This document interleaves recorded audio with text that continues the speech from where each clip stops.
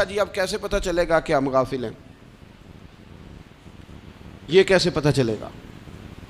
آپ کسی بندے سے بھی پوچھ لیں حالات کیا ہیں تو کہتا ہے اللہ کا شکر ہے کبھی کسی کا دل نہیں دکھایا، اللہ کا شکر ہے جی زمانہ ہو گیا 5 نمازیں پڑھتا ہوں، اللہ کا شکر ہے جی۔ کیسے پتہ چلے گا غافل ہیں؟ پہلی علامت ہمارے علماء اور صوفیاء نے غافل بندے کی لکھی ہے۔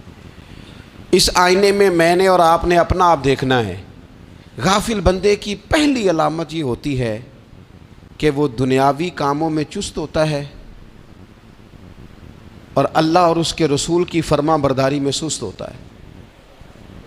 یعنی نماز کے وقت تو اسے نیند ستاتی ہے، پریشانی ہوتی ہے، لیکن اگر کسی جگہ مال مل رہا ہو، پیسے مل رہے ہوں، وہاں جانا ہو تو پھر اسے کوئی چیز بھی تنگ نہیں کر۔ دنیاوی کاموں میں چست ہوگا، یعنی ٹی وی کے آگے، موبائل کے آگے وہ گھنٹوں بیٹھا ہوا ہے، اور اگر اسے 25 منٹ قرآن پاک سننا پڑ جائے، اگر اسے 20 منٹ دینی محفل میں بیٹھنا پڑ جائے، اگر اسے کہا جائے کہ تو 20 رکعت نماز نفل ادا کر، دنیاوی کاموں میں چست ہے، دینی کاموں میں، یہ غفلت کی پہلی علامت۔ پھر ذاتی معاملات پہ پیسہ خرچ کرنا ہو تو ڈھیر سارا ہے، کسی غریب کی مدد کرنی ہو تو۔ وہ ہمارے ایک دوست ہیں، وہ اکثر کہا کرتے ہیں، وہ کہتے ہیں آج کل کسی سے کہنا فلائی کام میں، دینی کام میں، کسی کی مدد میں کچھ 4 پیسے خرچ کرنے ہیں تو لوگ کہتے ہیں ہاتھ تنگ ہے۔ ہاں کوئی سستا پلاٹ ملتا ہو نا، اور اگر یہ سمجھ آ جائے کہ وہ مجبور ہے بیچارہ بیچنے والا، تو پھر کہتے ہیں میں 2-3 دوستوں کو پھاڑ لے سن۔ ذاتی کاموں میں جب بندہ چست ہو اور دینی کاموں میں سست ہو تو مطلب یہ ہے کہ بندہ غافل ہے۔ پہلی علامت غفلت کی۔ اور غفلت کی دوسری نشانی یہ ہے کہ انسان گناہ کے کاموں کو معمولی سمجھنے لگ جاتا ہے۔ یہ غافل بندے کی نشانی ہے، گناہ کو معمولی سمجھتا ہے، چھوٹا سمجھتا ہے۔ آج کل لوگ کہتے نہیں میں کو اکیلا کر رہا ہوں، ساری دنیا ہی کرتی ہے۔ اور جناب کیا ہو گیا، اگر یہ غلطی ہو گئی تو بندے سے ہو ہی جاتا ہے۔ گناہ کو معمولی سمجھنا، چھوٹا سمجھنا، اور کہنا پھر کیا ہو گیا ہے، انسان سے غلطی ہو جاتی ہے۔ آپ دیکھ لیں کہ سینکڑوں بیسیوں گناہوں کا بوجھ ہمارے سروں پہ ہوتا ہے، لیکن کوئی ہمارا دبدبہ ہے، کوئی ہماری گفتگو ہے، کوئی ہمارے جملوں میں خود پسندی ہے، کوئی ریاکاری ہے، کوئی تصنع ہے۔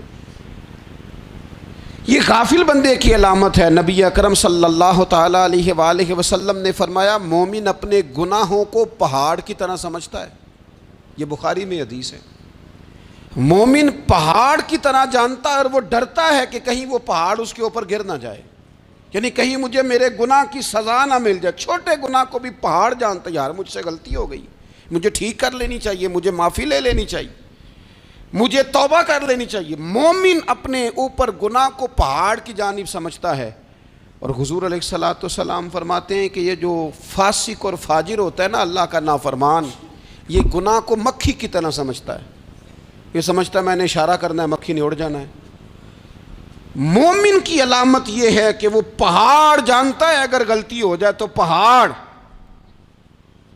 امام اعظم ابو حنیفہ رحمۃ اللہ علیہ گزر رہے تھے تو بارش ہو گئی تھی اور کوفہ میں کیچڑ تھا، تو آپ نے جو جوتے پہنے ہوئے تھے ان جوتوں سے چلتے ہوئے نا آپ کے پاؤں سے کچھ مٹی اڑی، تو سامنے ایک یہودی تھا، اب اس زمانے میں دیواریں کچی ہوتی تھیں، اس کے دیوار پر جا کے وہ مٹی جو تھی وہ لگ گئی۔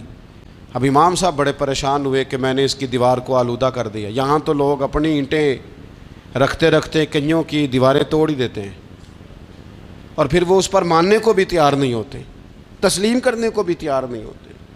وہ کہتے ہیں پھر کیا ہو گیا، اب ہمارا یہاں گھر ہے تو ہم نے ٹرالی منگوانی نہیں تھی، ہمارا حق بنتا تھا۔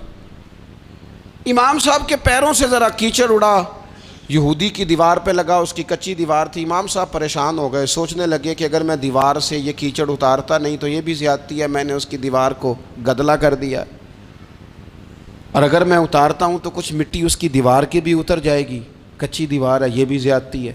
مومن گناہ کو پہاڑ کی طرح سمجھتا ہے کہ کہیں گر نہ جائے، اس کی بھی کہیں سزا نہ مل جائے۔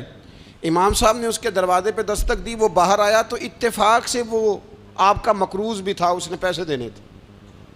باہر نکلتے ہی کہنے لگا اوہ آپ تو قرض لینے آ گئے، میرے پاس تو ابھی گنجائش نہیں ادا کرنے کی۔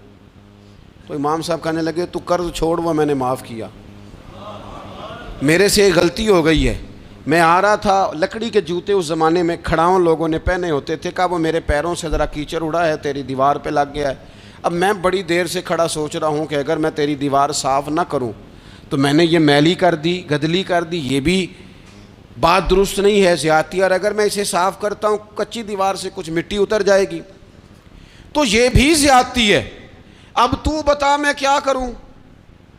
تو بے موسمہ پھل تھا نا یہ، تو بے موسمہ پھل دیکھ کے بندہ حیران ہو جاتا ہے، جو باتیں روٹین میں نہ ہو رہی ہوں وہ ذرا انوکھی لگتی ہے، بندہ حیران ہو گیا، غور سے امام صاحب کا چہرہ دیکھنے لگا، غور سے چہرہ دیکھنے لگا، ابھی تھوڑی دیر سوچنے کے بعد کہنے لگا حضور پہلے میں نے دین اسلام کے بارے میں پڑھا اور سنا تھا، آج میں نے دین دیکھا ہے،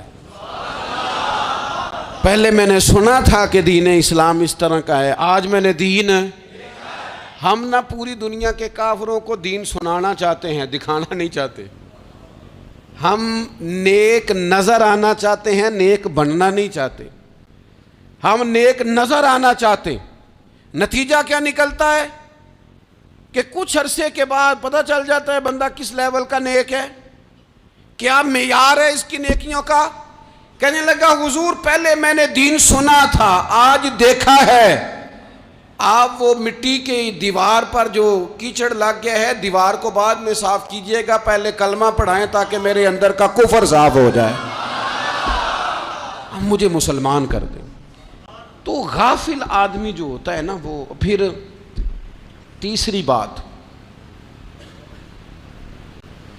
جب بندہ بہت زیادہ غافل ہو جاتا ہے پھر اعلانیہ گناہ کرنے لگتا ہے، ایک گناہ پھر اس کا اظہار گناہ، ایک بندہ حدیث پاک میں آتا ہے ایک بندہ رات کو کوئی غلطی کرتا ہے، اللہ تعالیٰ اس پہ پردہ ڈال دیتا ہے، لیکن وہ سویرے خود لوگوں کو بتاتا پھرتا ہے میں نے یہ کیا، میں نے یہ کیا۔ جب آپ اظہار گناہ کرتے ہیں نا تو سامنے والا بھی دلیر ہوتا ہے، کہتا ہے اس نے کیا میں کر لوں گا تو پھر کیا ہوا۔